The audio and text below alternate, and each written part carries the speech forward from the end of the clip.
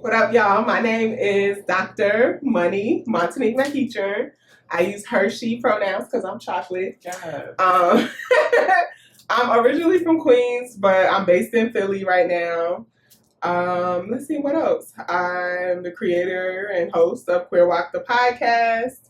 And I'm a therapist, a relational therapist. All of my work involves and is centered on queer folks of color, specifically queer femmes, and how we maintain and sustain relationships in this treacherous dating climate. The pool of the feces, yes. I'm Dominique Morgan, she and her pronouns. Born and raised in Omaha, Nebraska. Like 6 weeks ago, I became an Atlanta peach. I have done most of my work serving folks who have been system impacted from mass incarceration, youth in the system, and dabbled in like being an ED and all those things. And right now, honestly, I'm just trying to figure out what my next lane of joy is around the work. But that's where I've historically shown up. Yes. Mm-hmm.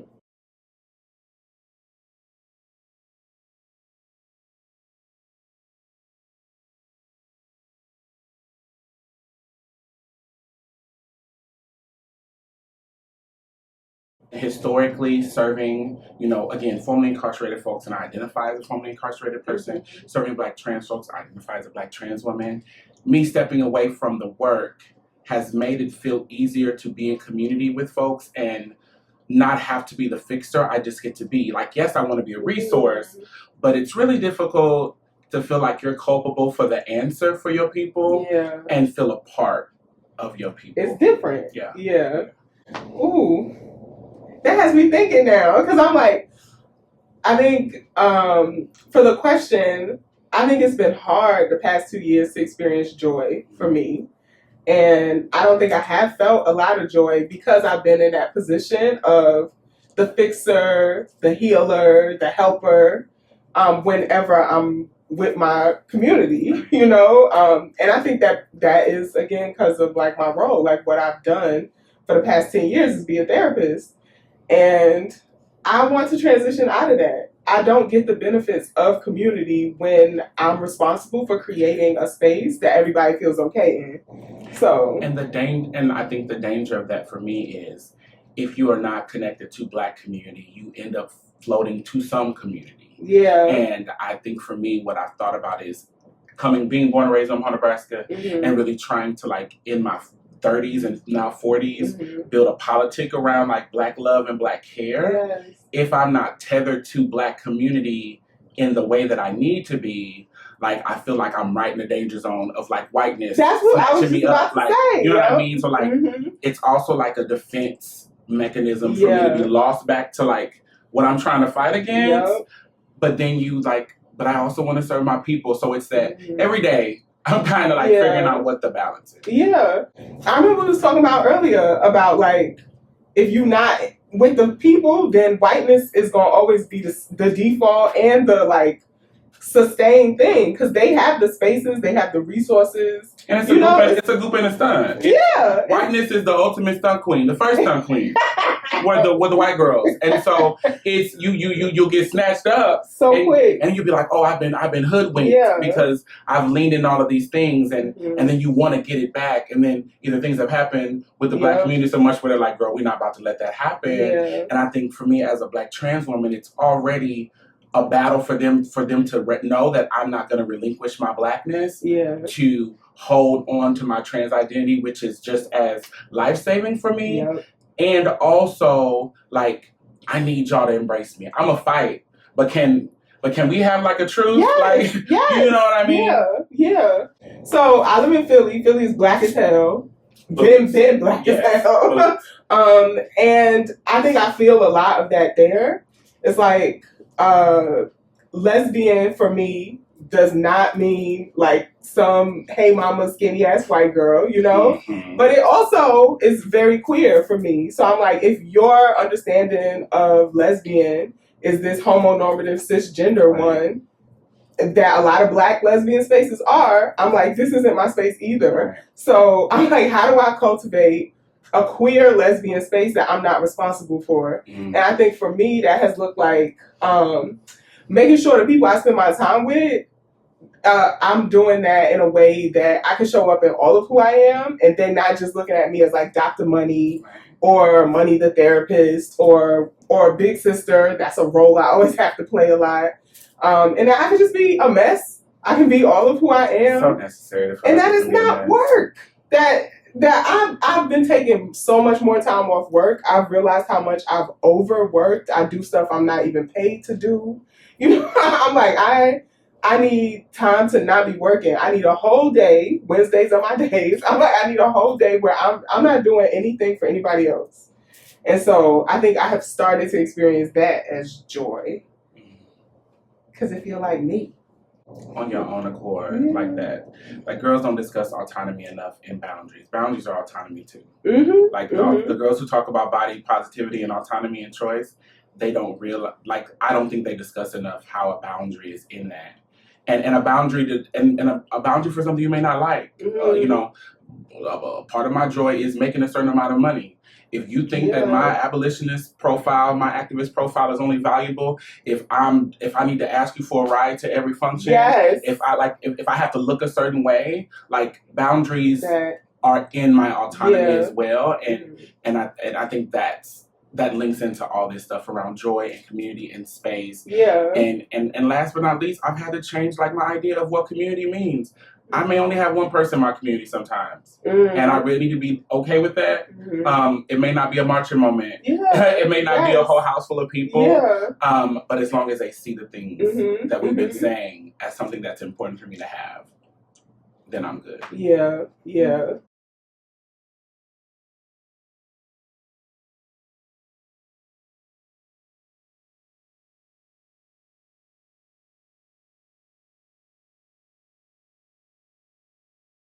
Black sisterhood is everything for me. It's the only reason why I'm still here. From, like, being the oldest of 3 girls, so I've always been a big sister. I don't remember a time before being a big sister. And my childhood was not the greatest, and without my sisters, I would not have survived that childhood. Even in being, like, in that role of, like, I have to show up for them, would get me out of bed a lot of times. And I'm thinking about what you said about boundaries. That, I feel like that just kind of struck me, because as a therapist, I think a lot of people come, especially Black queer folks, and we have just been sucked dry because we're expected to be the, like, emotional, comedic, like, fine ass, like, whatever of the community. Like they want all of us, but they don't want all of us. And so everybody's like, I need boundaries. But boundaries to me have put me closer to people. Boundaries are a bridge, you know? It's like me saying no allows me to look at what I'm actually saying yes to. And that's when I found community with, like, the people that have sustained my life. Like, you know, I'm thinking about this in a big way and a personal way. Like, in a big way, I've talked with Diamond about this before. Like, I don't think there's a lot of spaces where people talk about the way Black lesbians and Black trans women have always been in community with each other and always helped each other survive. And I think a lot of times Black lesbians are left out of conversations. Like we ain't there. Like, we're always there. Like, we've always been there. And like Stormy at Stonewall, you know, and I was just, like, so hurt to find out that she died in 2013, still walking down the streets of Harlem like, y'all not finna mess with my daughters, you know, and talking about specifically about Black lesbians and Black trans girls, right? And so it just means so much to me to continue to live in that legacy. I think about, like, how before I even had words to experience myself, I was reading Black queer women before I didn't know they were Black queer women, you know, but, like, that's just what the ancestors put in front of me to digest. And, like, I mean, everything from tweets to poetry to novels. And it just, like, would give me enough to get out of bed. And I lost my, like, closest friend in the whole world, like, 1.5 years ago. And I think every day has been so hard because I realized, one, that she was the first Black lesbian friend that I ever had in my life. And two, that our sisterhood was a daily practice for us. Like, I talked to her every day and she spoke life into me every day. Yeah. And so I think now the like Black queer women community that I have, I just try to do what she did for me. I sound gonna try to do this, but like, I don't even think she knew just like small things would feel like life sustaining. Like she would be like, girl, don't let the white people fuck with you today. That's like such a throwaway line. But it would just... It's the solidarity in it. It's the someone saying something that you would only think about, you feel like you could never verbalize. Yeah. And I think the permission that Black sisterhood gives us to exist in kind of interesting ways. We were having this random conversation about P-Valley at breakfast. Yes! And I love how we can be talking about like the politic of Blackness, and also, you know, we all want to see Diamond's dick. Exactly. They playing with us. You know what I'm saying? Like in a few seconds. Lesbians for Diamond's dick. And we don't. It didn't even have to be an explanation. It didn't have to be, and that takes it deeper than like just Black spaces. Yeah. Because as a Black trans woman who like identifies on the binary spectrum, I think there's this. Sometimes there's even this fear of in Black trans spaces that are varied, how much we can just say something and it not be either used to say that we aren't who we work to be, or it gets very afraid, and then so you just find yourself piecing out yourself. And for me, that's really pointless. When I think of like Black sisterhood, you know, when they talk about a ram in the bush, when they talk about an ace in the hole, they're talking about, you know, Black sisterhood. Growing up in the Midwest, in Nebraska, Omaha, Nebraska, especially, it's like, you know, I've seen Black sisterhood make and break the lives of Black women around me. Yep. My mother, truly, one of the biggest things that she was carrying, my mother passed away in 2009. Her alcoholism was fueled by she had terrible relations with her mother and her sisters. Period. Like, you know, all and I as I dive into it, I'm just like, I was so busy trying to find her father. You know, my father had passed away after they were married for all these years. It was, she couldn't talk to her mother without it being triggering, and her mother had her in competition with her sister. And so you look at that, and so I am really thankful for, you know, I have, as time has gone on, also like being a Black trans woman that has a certain level of access and privilege. I'm really thankful that my group of Black trans women specifically that I feel like I'm close to has dwindled. I'm learning to like not grieve that and celebrate it, because it's been a trying like 6 weeks for me. And I remember Aria, like, as soon as she got on the phone, she was like, I'm about to come. And I was like, no, don't, because I know she would. And you know, Diamond is really the quiet one amongst us, because when she said something, but when Diamond inboxed me just randomly, are you okay? I knew like, bitch, the bat signal has gone up, but I also knew they care. And so I just know that. I just know the power in that, and that crossover with cis Black women, I think is important for me to like maintain, because I don't have the best relationship with my biological sisters. My mother is gone, and there's a certain energy around having Black women around me from the cisgender experience that, have you ever had like a peanut butter and jelly, but you do apple jelly instead of grape jelly? You understand what I'm talking about? Or you get you some peanut butter with a little honey in it. You understand what I'm saying?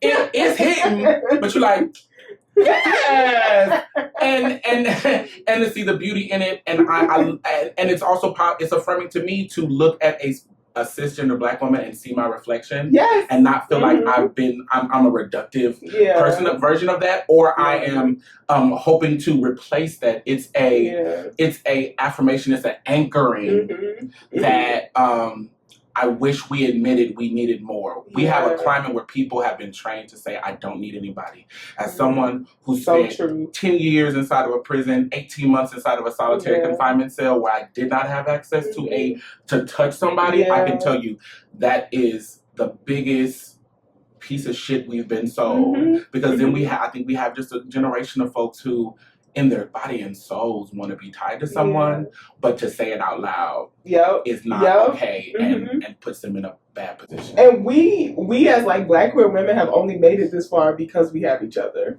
Like every single thing seeks to not see us exist. And I think it's only through being in community with each other that we've gotten this far. Maybe we need to watch the Women of Brewster's Place this weekend. Oh, let's do it! That moment, like when I think of that moment, it's just like, no, bitch. If we gonna eat, it's because we made sure we all ate. Yes, you know what I'm saying? Like whatever it was, but yes, very much that. Yeah.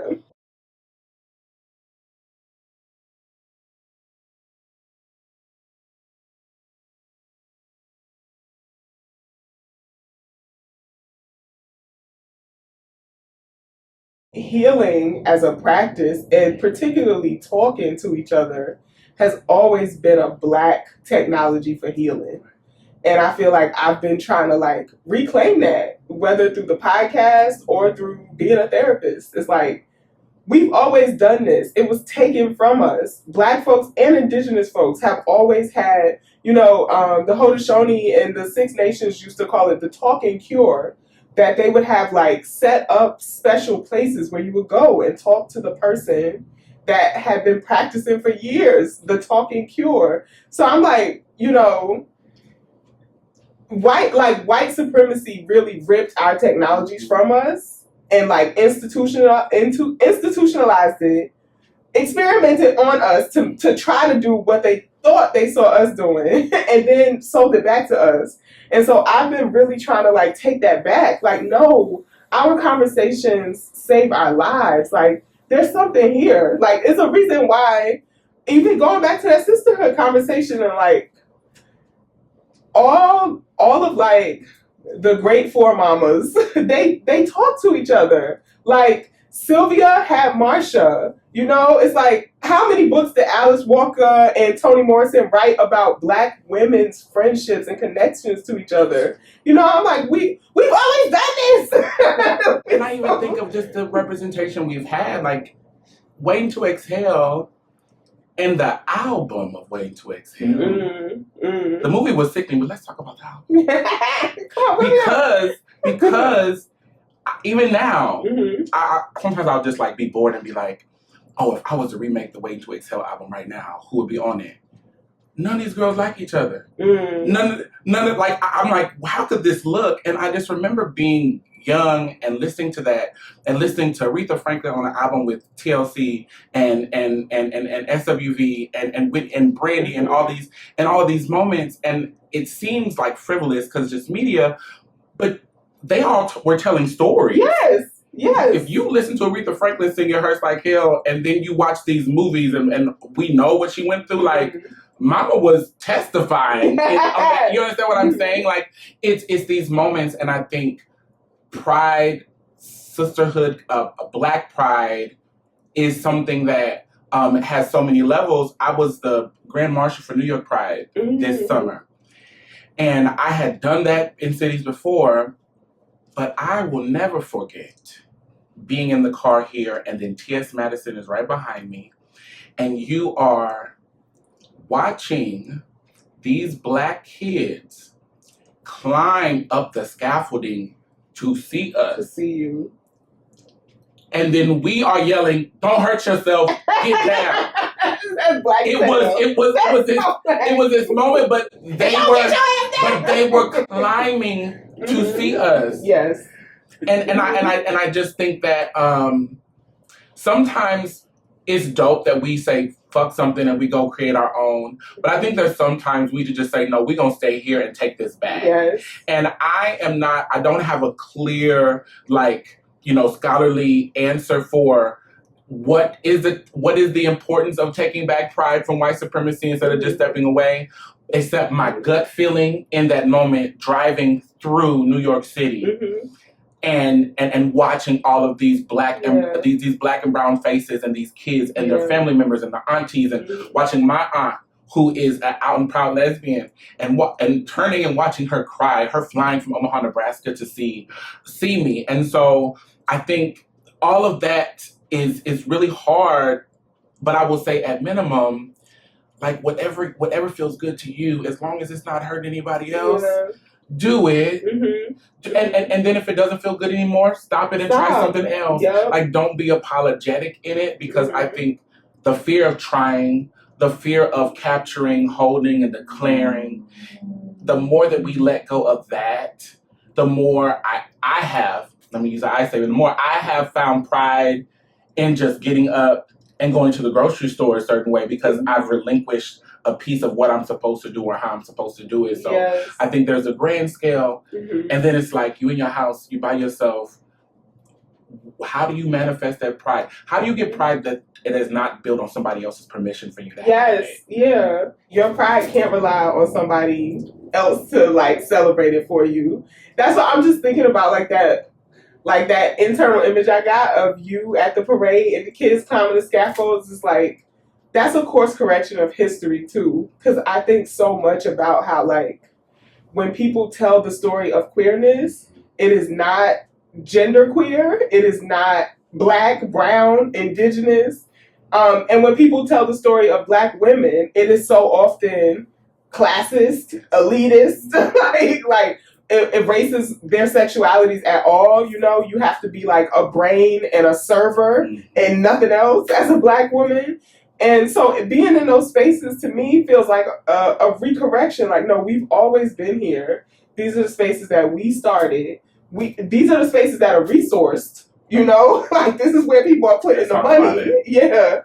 And so we need to be here. And as long as I'm in this room, like, this is something that I appreciate so much about, like, this crew is like, any room I'm in, everybody know that they could be in too, you know? It's like, it's also about the pride I feel in not just like cracking the door open or leaving it open behind me, but like making sure the door ain't there. Like, take it off the hinges like your mama used to. You're not supposed to. What you closing the door for? The door away. Don't take her away. Yes, ma'am. What you doing in here? What is you doing?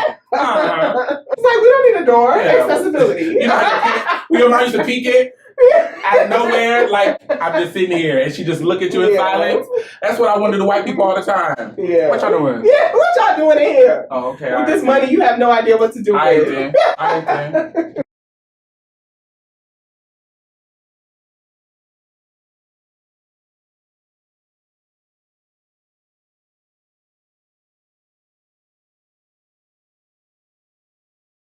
That was one of the reasons I moved to Atlanta. To see what that would be like. I got divorced in 2018, and it was a very difficult divorce because I had like rooted all of my all the things in this person. But I will say that I was like, I need to be in a place where I can readily fish in the sea. And not feel like I can, I got one chance, and kind of that approach is really people talk about scarcity so much that when girls be like, oh god, not you talking about scarcity. But you thinking you only got one chance will make you marry a nigga that you should have never swiped right on. You be, in Nebraska, me dating a Black man is a part of my politic. I struggle. For me, I struggle with the way I like to suck a dick, the way I like to fuck, the way that I like to live up under a man, if that's what I feel. I don't know how I could do that at night with a white man and then get up in the day and talk about, I don't know how. There are girls who are better than I. I struggle. So it's to be in Nebraska and you I want this, it'll make you make decisions that'll move. So I was I need to go to where, listen, I can just throw out a net and the girls, experience and try. So that was important for me. And two, just giving myself the freedom to in my, being from the Midwest, in my transition, so much political correctness around womanhood automatically came with it.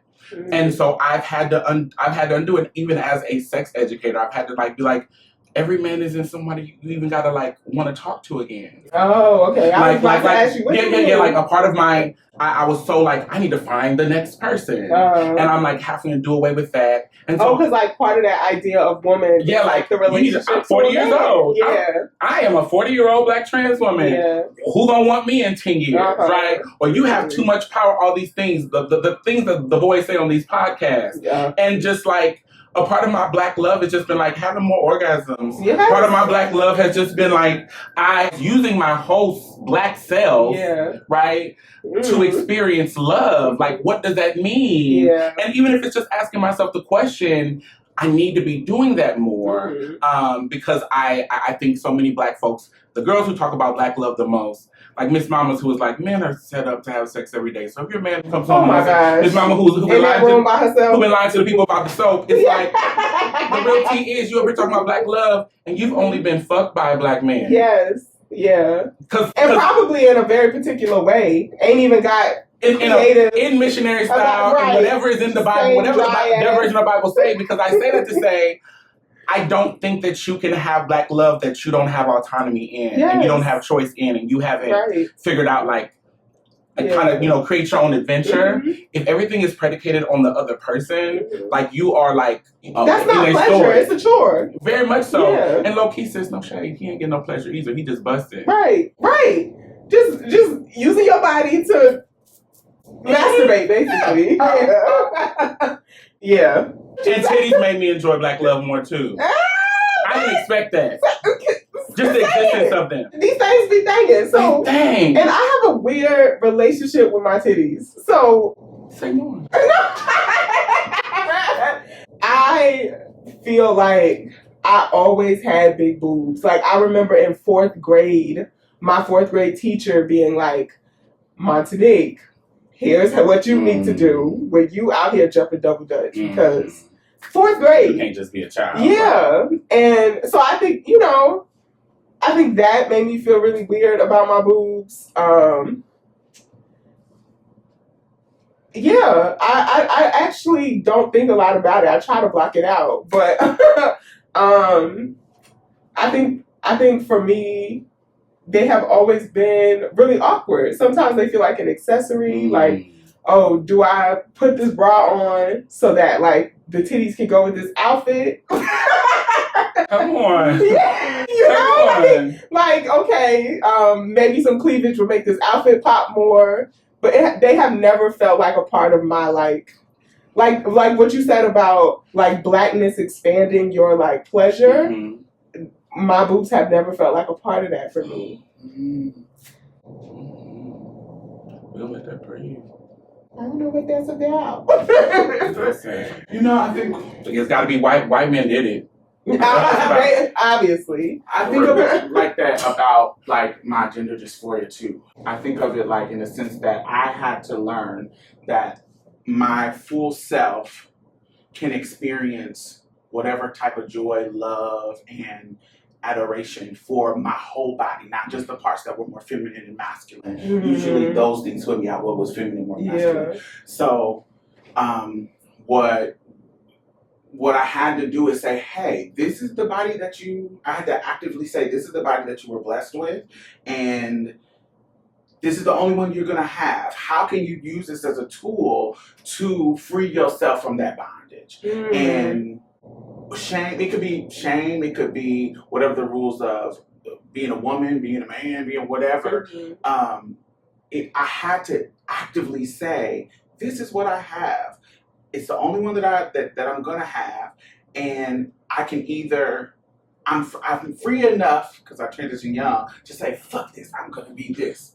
But why am I still not being free in a space like my bedroom with the men that I love? Why am I not free here? Why do I have the power to go to school and deal with the bullshit in high school to be a girl? But in this room, I'm still trying to say, oh, boys do this, girls do this, do that. I'm still trying to fit these boxes. And I had to be free in that kind of way where I didn't feel like certain parts of me were a part of me. And I had to literally say, they are you.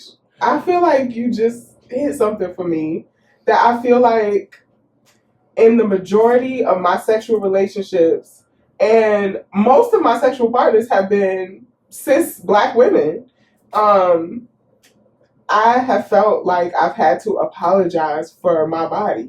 Like parts of my body, I felt like I've always been a big girl, I've always been fat, and I feel like they're, even knowing that they are attracted to me, I'm like, we here. Right. I'm busting it open for you. Like you, and this obviously caught your attention, but but because they have been told that this is not okay, and I have also been told that this is not okay, that I have felt the need to like apologize for ways parts of my body look and maybe kind of like overperform other parts. I have parted myself when it comes to desire because I'm like, okay, it's fine to have thick thighs and a big ass because that's what everybody wants out of black femmes. But like boobs, like big boobs, they have escaped the desire spectrum, you know? And it's like, if you have big boobs, they can't come with big belly with stretch marks, you know? And it's like, yeah, I mean, it's just been that, like feeling like, I know you want to do this, but like, I'm sorry about this part though, you know? And I'm like, I don't want to be that anymore. I just turned 33. I'm like, I'm trying to, you know, I want my 30s to be like actually busting it open. Fully. Like fully. Yes. Yeah. I just feel like this ultimate experience of Black love is going to be rooted in us feeling like our whole self can show up without apologies. And I don't know the exact way. I think one piece is because like, it's not. It's not a way. It is a constant practice. It's a constant. You have to, because you end up compartmentalizing all of these pieces of yourself, and it feels so cumbersome.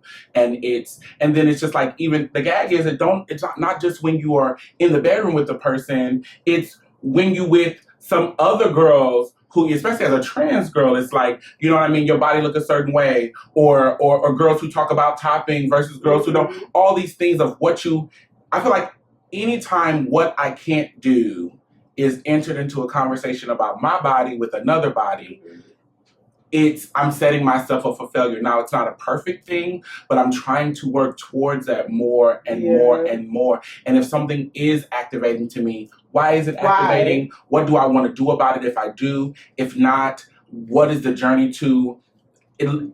Maybe not be in love with it, but appreciate it. Yes. Like what is, there are levels, can we get to like appreciation? Okay, it's here. It's here. Can we get to appreciation? I think is a piece of it. And yeah, like I just think that's real. It's not perfect. You literally talk about healing trauma. Yeah. Like this is, it's like, okay, we identify the trigger, right? Like, what is bringing this up for me? Why am I feeling this way about this thing? And then we get into, okay, maybe what were the early messaging I got around what's making me feel this way? Did I have an experience that made me feel this way? I know Diamond was talking about healing from trauma, and what's the opposite of that? Is glimmers. Like, what has made me feel so good about this, right? And then, like, leaning into that. And what you also said that reminded me of, like, the process of healing trauma is, my shit isn't just my shit. This is community, right? It's like, if I feel this way about my own desire, my own body, what it means for me to be loved, who I'm allowed to love, then how am I kind of putting that on the people I'm around too? You know? Exactly. And also, those are the moments when, like, when I'm on social media and I'm seeing this discourse around black trans women versus black cis women, I'm like, we are talking about the same sort of oppression experiencing. Do we not see that the same reason you got this BBL that says I know you did not want at all?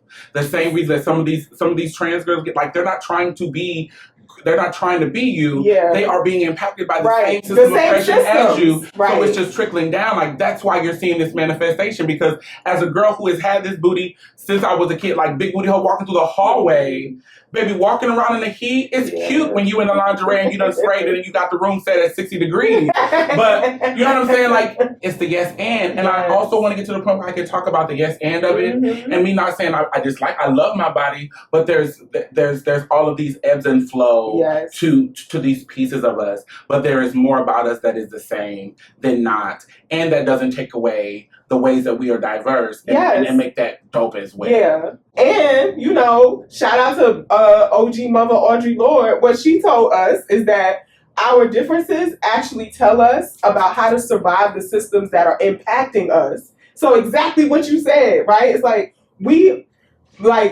Black women of a cis experience, and even the hetero ones. Shout out, girl. How is it that we're all doing the same things to be read as beautiful or desirable, and we have such different gendered experiences, it's because the same systems of oppression impact us. Mm-hmm. So it's like, instead of like throwing shade I've heard like this silly comparison about like, are black gay men mocking black cis women, are like, and what we were talking about earlier today, like are trans women trying to like copy, or are cis women a derivative of trans women's fashions? And it's like, we are all actually responding to systems that make us all feel undesirable as black femmes in a particular way, right? So it's like, it's a reason why I feel all this stuff about my belly fat. I have never felt any kind of stuff about my thigh fat. Right. It's like, why? Why is that? Because something is telling me